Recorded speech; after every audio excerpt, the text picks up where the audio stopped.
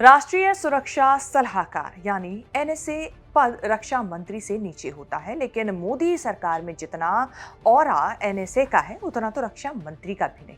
भारत के security system के face हैं अजीत डोभाल, जिन्हें इंडिया का जेम्स बॉन्ड भी पुकारा जाता है। 7 साल तक पाकिस्तान जैसे देश में एक मुसलमान बनकर रहे और पाकिस्तानी सरकार, सेना, आईएसआई को भनक तक नहीं लगी। अजीत डोभाल वो हैं जिनके बारे में माना जाता है कि उन्हीं के पास है भारत के सभी परमाणु हथियार के कोड्स। कब, कहां और किस पर हमला करना है, किसको कैसे जवाब देना है, किससे कैसे डील करना है, पीएम मोदी को ये सब सलाह देने का काम डोभाल साहब ही करते हैं और वो कर भी रहे हैं।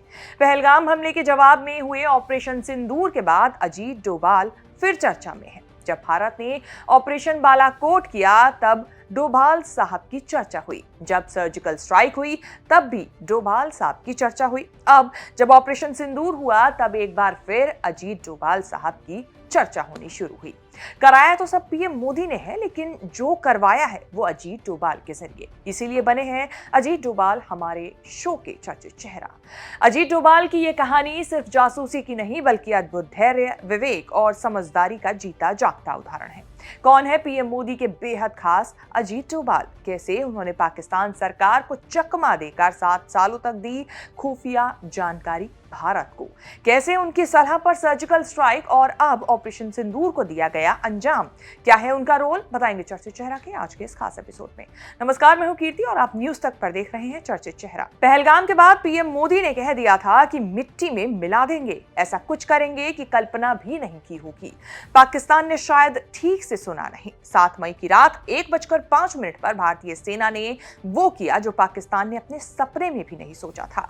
काली घनी रात के साय में जब सब सो रहे थे तब भारत ने अपनी चाल ऐसे चली कि किसी को भनक तक नहीं लगी। लोग सोचते रह गए और भारतीय सेना ने अपनी बहन बेटियों के उजाड़े सिंदूर का बदला ले लिया। 4 पाकिस्तान के अंदर और 5 पाकिस्तान ऑक्युपाइड कश्मीर में कुल मिलाकर 9 जगह पर हमला किया। माना जा रहा है ये सब एनएसए अजीत डोभाल की प्लानिंग से हुआ। पहलगाम के बाद अजीत डोभाल का लगातार पीएम मोदी से मिलना मिलाना इशारा कर रहा था कि कुछ बड़ा होकर रहेगा और सचमुच बड़ा हो भी गया।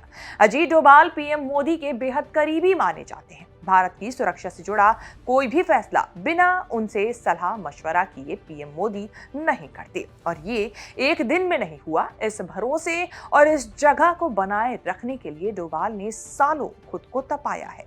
अंदाजा इसी बात से लगा लीजिए कि पाकिस्तान में 7 सालों तक रहकर इस इंडियन जेम्स बॉन्ड ने वहां की खुफिया जानकारी लगातार भारत तक पहुंचाई।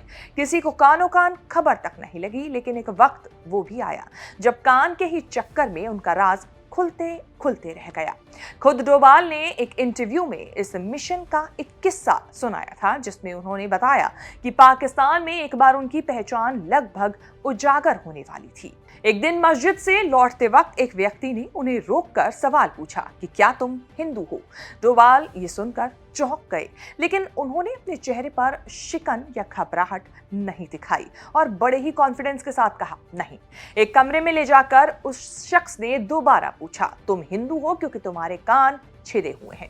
डोभाल ने जवाब दिया कि वह पहले हिंदू थे लेकिन बाद में मुसलमान बन गए। लेकिन उस शख्स को तब तक समझ आ चुका था कि डोभाल झूठ बोल रहे थे, लेकिन उसने कहा, घबराओ नहीं, मैं भी हिंदू हूँ और यहाँ मौलाना बनकर रह रहा हूँ।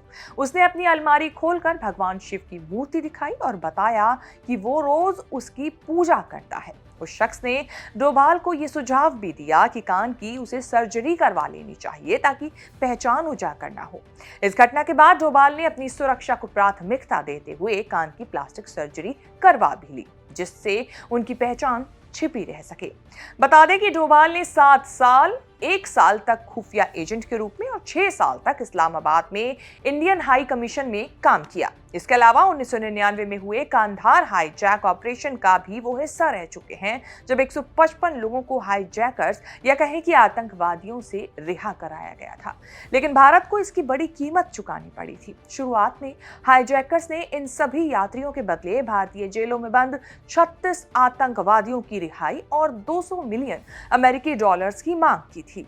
हालांकि बाद में नेगोशिएशन के बाद हाईजैकर्स ने अपनी कुछ मांगे कम कर दी। आखिर में भारत सरकार को यात्रियों की सुरक्षा के बदले में 3 आतंकियों मुश्ताक अहमद जरगर, अहमद उमर सईद शेख और मौलाना मसूद अजहर को छोड़ना पड़ा था।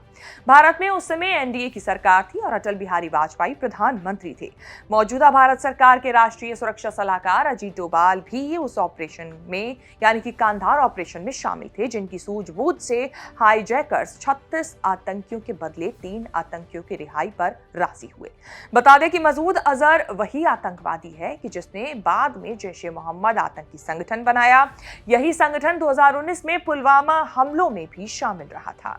इससे पहले अजीत डोभाल 1984 में हुए खालिस्तानी उग्रवाद को दबाने के लिए ऑपरेशन ब्लू स्टार के लिए खुफिया जानकारी जुटाने का भी काम कर चुके हैं। कुल मिलाकर देखा जाए तो सर्जिकल स्ट्राइक करनी हो या फिर एयर स्ट्राइक कर बदला लेना हो, सारे फैसले एनएसए की सलाह पर ही लिए जाते हैं।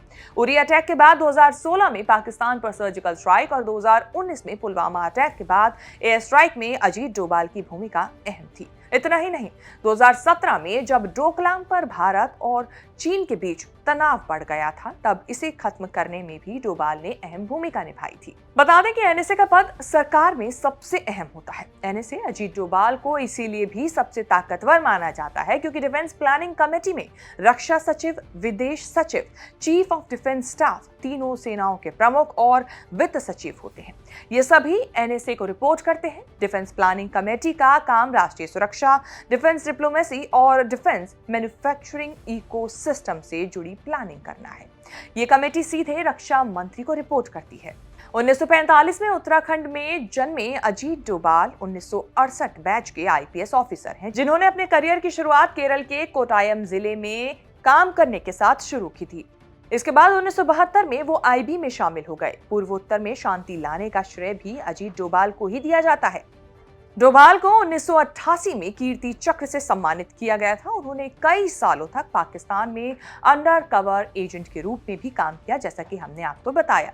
कई सालों तक आईबी की ऑपरेशन विंग में काम करने के बाद उन्हें आईबी का डायरेक्टर नियुक्त किया गया। जनवरी 2005 में आईबी के डायरेक्टर के पद से वो रिटायर हुए और अब रिटायरमेंट के बाद भी वो लगातार एक्टिव हैं। 2014 में मोदी सरकार आने के बाद 30 मई 2014 को अजीत डोभाल को राष्ट्रीय सुरक्षा सलाहकार नियुक्त किया गया था।